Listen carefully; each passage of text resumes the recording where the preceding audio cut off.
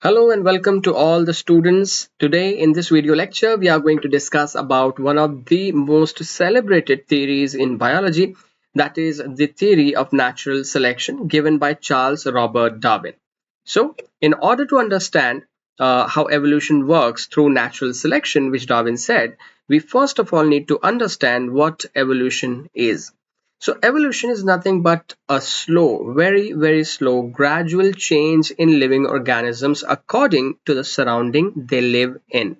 So evolution is a gradual change in living organism over millions of years. It's not a change which occurs in a short period of time, or maybe overnight, or a year, or 5 years, or 10 years. No, it's a change which happens over a long duration of time. It may be millions of years. Species develop new traits while they change their characteristic. They develop new characteristics, they develop new traits and characteristics that help them to survive in the given environment in which they are living.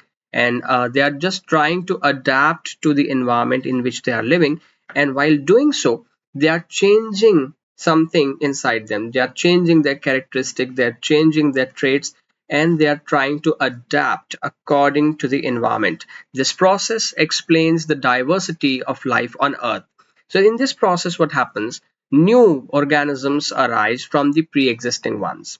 Like many organisms, let's say humans, let's say fishes, let's say many other organisms are coming from a single common ancestor. The diagram is simply telling you humans, gorillas, and other mammals like horses and goats and other mammals, they are coming from a very distant organisms which is a common ancestor for all of us, right? So this is how evolution works, but it takes a lot and lot of time. The diagram clearly tells you that there is a human being, a gorilla, a horse maybe, and they are somewhat connected here, right over here, which is actually connecting certain other organisms as well, but they are showing different characteristics and they have developed different characteristics over a long period of time. So today they don't look like us, but they and us share very same common ancestors.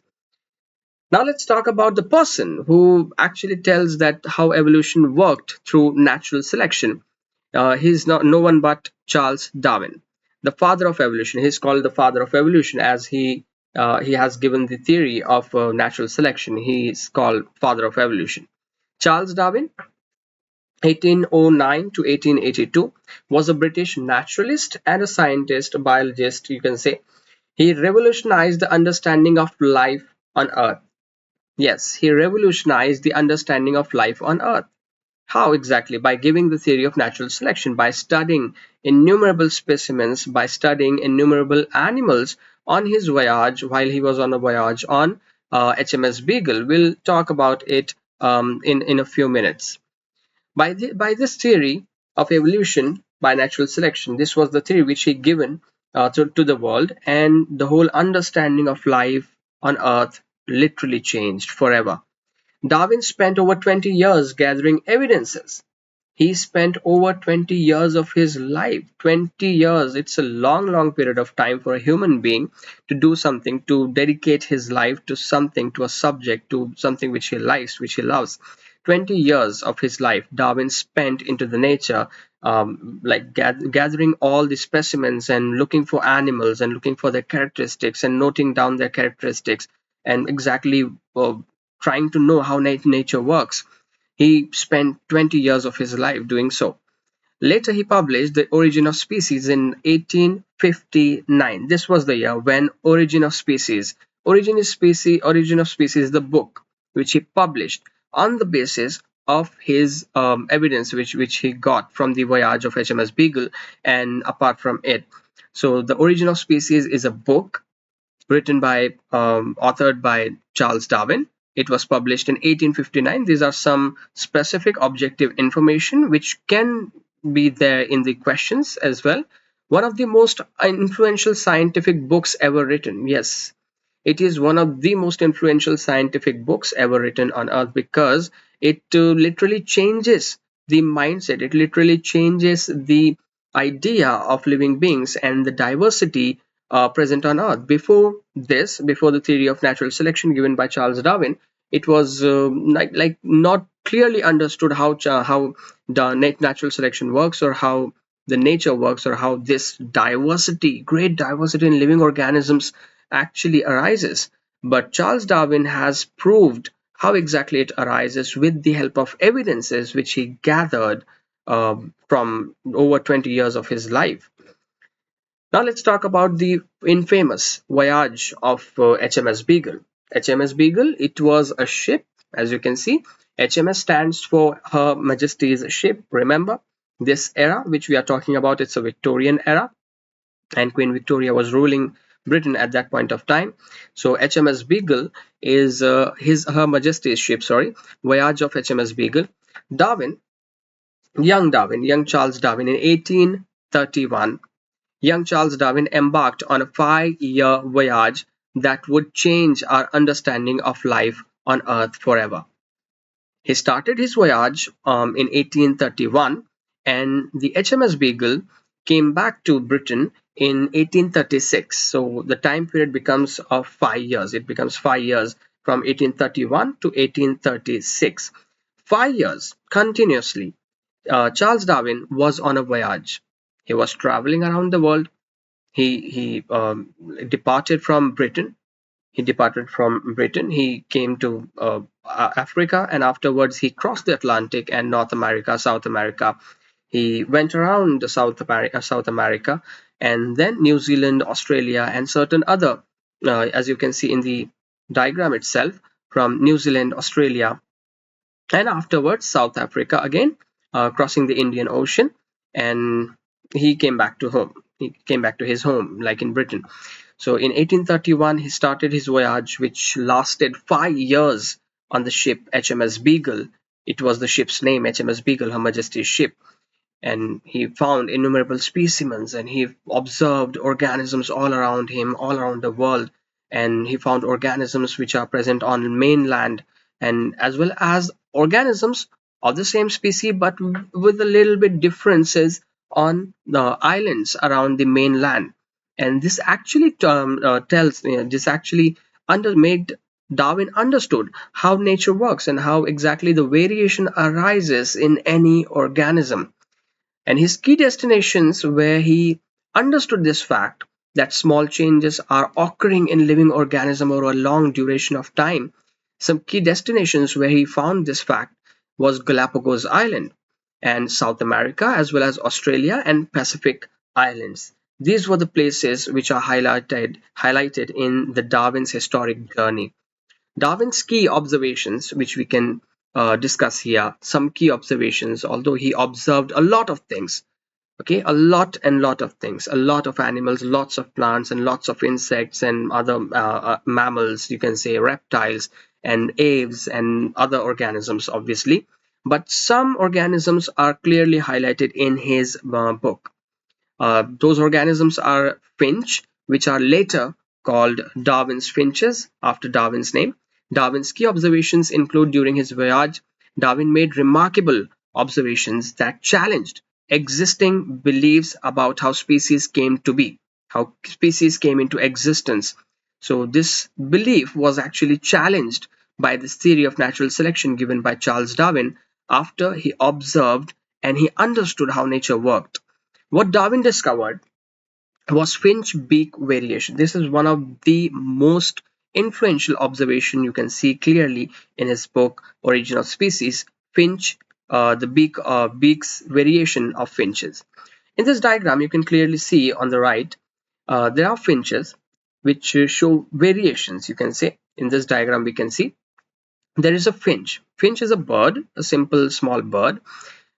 Few finches are modified actually to eat insects. Other organisms, the variety of finch species is modified to eat seeds. Other one is modified for woodpecking. Now, if you understand, these three are totally different things.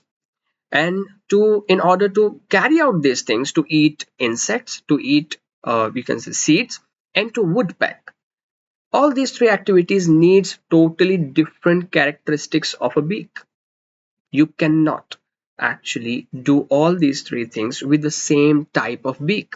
So what's exactly happening here? The finches, which are relying solely on eating insects over a long duration of time, they developed their beaks into and modified their beaks in such a way that eating insects will become easier for them. And this is happening over a long duration of time.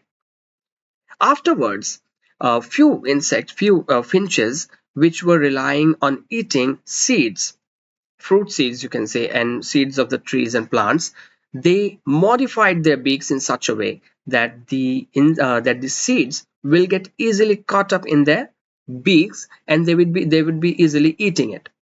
And woodpecking ones, the finches which are woodpecking, you can clearly see their beaks are somewhat modified to peck the wood. In this way, Darwin understood that in the same species, you can say, or in the same population, over a long period of time, new characteristics arise according to their adaptation. They are just trying to adapt to the environment, to the work they do, you can say, to their needs. They're adapting to their needs, what they need. And these adaptations accumulate in the body over a long duration of time, and this actually give rise to new species. But it takes time. It's a long process. So the first observation of Darwin was finch, a bird which was showing great diversity in the size and shapes of the beak. Tortoise shell difference, tortoise shell differences, tortoise shell differences which can be clearly seen here. It's a tortoise here, okay, and in the tortoise shell we can see that there are tortoises which are having a hump like shell, very round shape like shell. On the other hand side, there are tortoises which are having comparatively the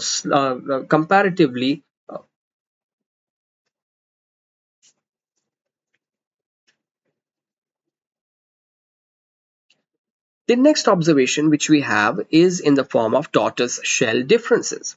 The tortoise shell differences in this picture given below, you can clearly see a tortoise is here, and this tortoise is having a comparatively very round, very dome-like shell on its back. On the other hand side, there are tortoises which are having comparatively flat shell, which is not comparative to this, it's a round shell, but there are tortoises which are having a flat shell on their back. And these characteristics are clearly telling Darwin that these two organisms are coming from a single common ancestor, but they have accumulated different characteristics in order to survive in their environment fit and to be fit. The third one was fossil discoveries. Darwin discovered many fossils, and fossil discoveries are very clear indications of evolution. And the currently existing organisms are coming from a single common ancestor, and their ancestor were common. These discoveries can be clearly made with the help of fossils.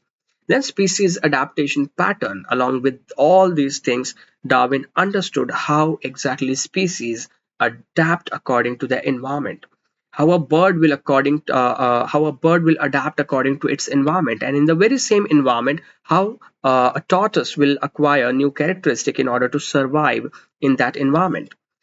And let's talk about the finches once again. Darwin noticed that finches on different islands had differently shaped beaks, suited their food sources. Suited to their food sources means, as we had discussed earlier, few finches are relying solely upon eating insects, and few are relying solely on eating seeds. So what is natural selection which is making this whole thing work, the evolution work? Natural selection. So natural selection is that all the organism reproduces prolifically. All the organisms try to reproduce as much as possible. See, this is the biological goal of every living organism, to reproduce, to transmit their genes and genetic material into next generation so that the continuation of species sustains. So all the organisms reproduce prolifically, first of all. All the organisms compete with each other in a life-threatening manner. All the organisms, they are competing with each other. Let's say there are many zebras running in the savannas of Africa. All of those zebras, although they are members of the same group, but they are competing with each other for food. They're competing with each other for mate. Yes. And the one which is the fittest one, which we can say the strongest one, or the one which will show the adaptation which are necessary to survive in that environment, only that is the fit one, that is the fittest one, and only that organism, that zebra which is the fittest one, will survive in the savannah. Let's see, let's say 10 zebra, they are running across the savannah, they are running across the grassland, and lion pride are running behind them to catch them up. And the one zebra which is the fastest one, it will lead the herd, and it will get away from the lion pride as much as possible. But the one which is not fit, which we can say which is not good at running, we can say, and that person, that zebra which is not good at running or might not be suitable for running, that will get caught up by the lions. So what nature did, nature simply eliminated the unfit one. So nature only selects the fit organisms to survive, and these fit organisms later on reproduce and transmit their genes into the next generation. So what nature is doing here, nature is giving the chance to reproduce to only those organisms which are fit and which are like which are very fit and which are likely to survive more because of their adaptation. All the organisms compete with each other in a life-threatening manner. Only those organisms survive which show modifications essential for winning the competition. For example, the zebra. Let's take the example of zebra once again. The zebra, which was showing the adaptability, which was showing the characteristics of running fast. In this case, which was showing the characteristics of running fast. So that zebra was having a very higher chance of surviving the environment of savannah, because lion pride was trying to chase down the zebra, and the zebra which is running the fastest, it will be having the highest chance of survival. Nature selects only those organisms which are fit to live, and the rest perish.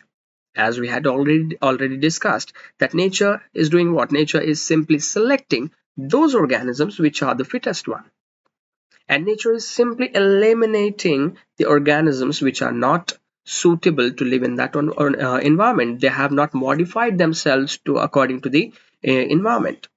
Sustaining and selected organisms can perform reproduction, and only those organisms which are fit and which are surviving the environment, they can only perform the reproduction, ultimately giving rise to new species over a long duration of time. As we had already discussed, that after acquiring certain many characters and accumulation of character after a very long period of time, they develop into new species. And this is nothing but survival of the fittest. In the next slide, we are seeing we are actually watching is survival of the fittest. Here you can clearly see there are 3, 4, 5 gazelles, and they are getting chased up by the a cheetah. So cheetah will try its hard as possible. He will try hard to chase down the gazelle, and it will hunt down the gazelle, obviously. But the gazelle, which is having the highest ability of running, you can say running and moving from right to left, moving, this ability of gazelle will actually make the gazelle escape the cheetah. But the only one, which is the fittest one, can be doing this. Not all of the gazelles, obviously, because at the very same time, cheetah is trying his best to hunt down the gazelle. Survival of the fittest means organisms best adapt to their environment are more likely to survive and reproduce. How it works? Competition for resources, better adapted survives, and the rest perishes.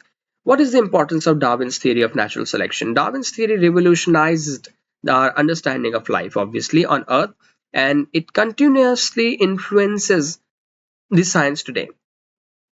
Because at the time of Darwin, when Darwin proposed his theory of natural selection, it was not clearly known how species were coming into existence.